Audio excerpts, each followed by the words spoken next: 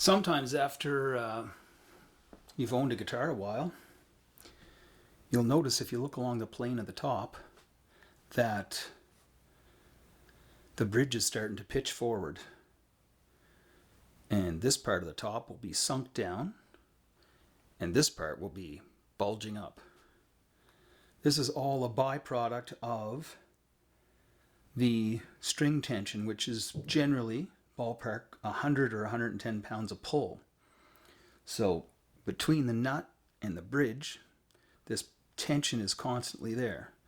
Because the neck is affixed quite ruggedly and has a truss rod to counter string tension, often you might have to make a couple small adjustments to your truss rod along the way before anything like this happens. But over time, that constant pull of the strings will pull this mechanism like this.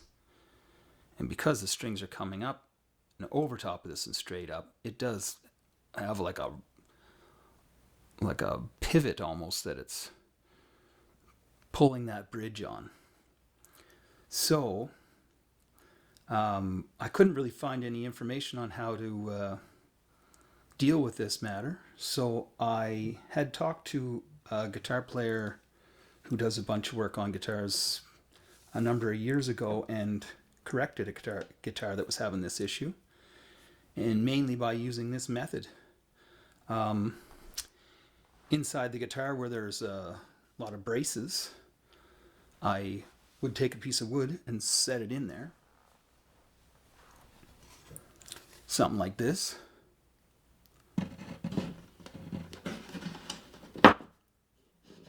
And I'd set it in there so that it's across multiple braces. There's, generally a frequency of braces along the back.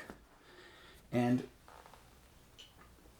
I'd keep placing blocks of wood in there until I get enough height built up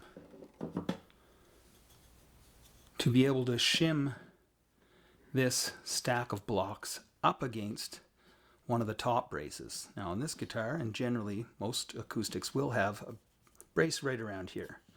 So after you get some blocks of wood built up there, a little bit of a base, and it's nice, and if you go across multiple braces, it will be fairly steady and a good kind of foundation for the rest of the process.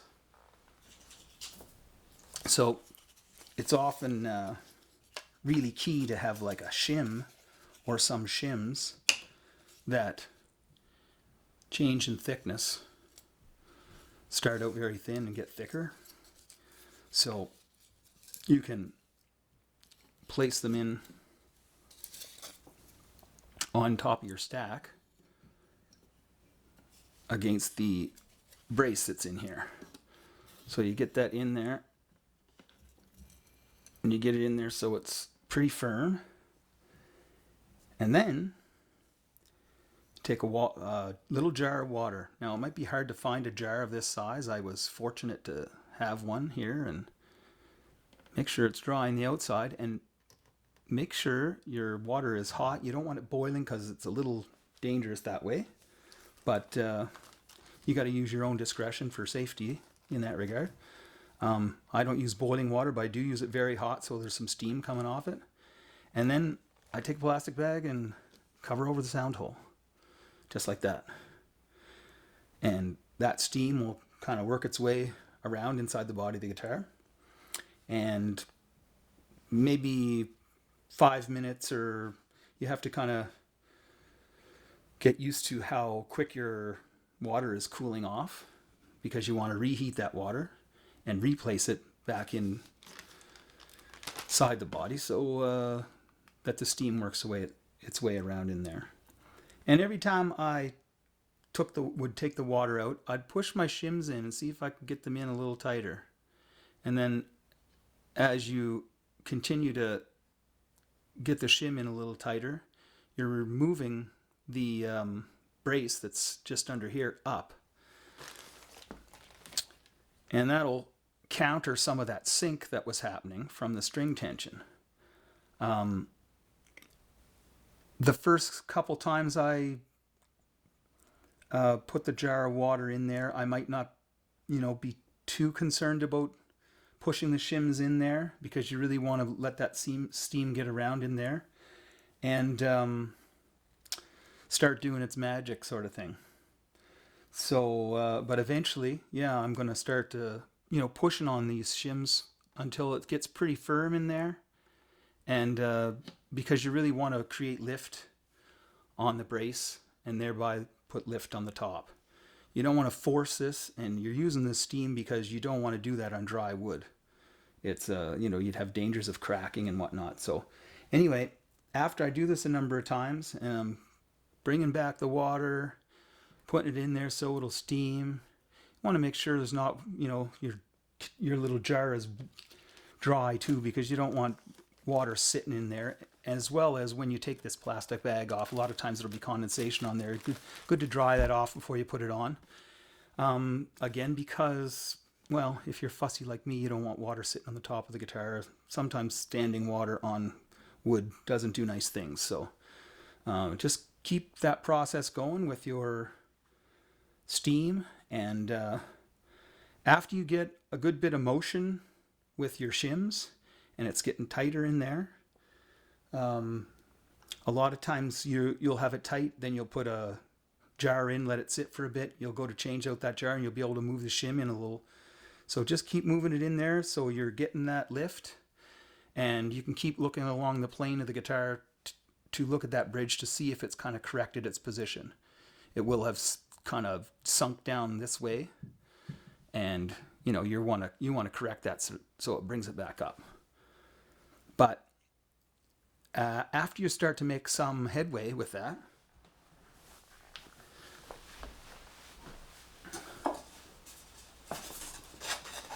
put a cloth on the back here on the top just to protect it, and I just have a little thin piece of veneer, and just put it right where that was bulging. And I have a couple barbell plates here. It's around 10 pounds. And I put that on there.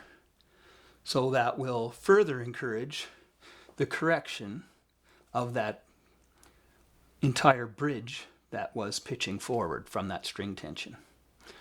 So keep going until you start seeing that your bridge is flattening out again.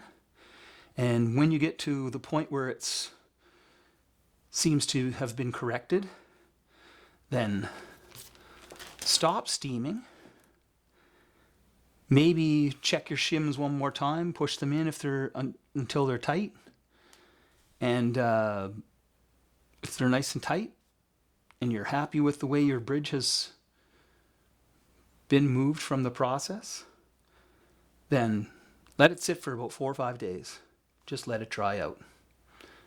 As it dries out, it'll retain its strength or lose its tendency to be malleable, which is what you have been doing with the steam, and it will just retain its strength as it dries, and then you can restring. It might not be exactly like you remembered it when you first string it up again, because sometimes guitars can have a little time to adjust after you put the string tension back on it. But really nothing to be concerned about. I hope you have great success with this if you try this method to correct your pitching bridge on your acoustic. So good luck to anybody that's going to give it a try. I've done it a couple times. Once years ago, and then once again when I saw the pitch on this saddle. So enjoy your playing.